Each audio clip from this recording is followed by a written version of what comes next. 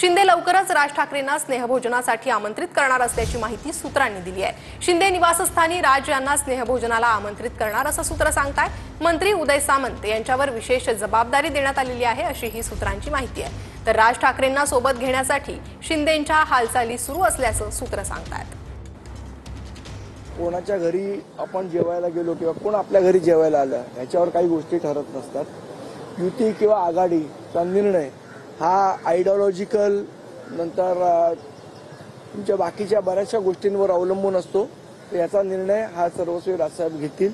पण कोण कोणाच्या घरी जेवायला गेलं म्हणून लगेच युती होते किंवा कोण कोणाला भेटलं म्हणून लगेच आघाडी होते अशातला काही भाग नाहीये। महाराष्ट्राची परंपरा आहे, लोक एकमेकांकडे जातात।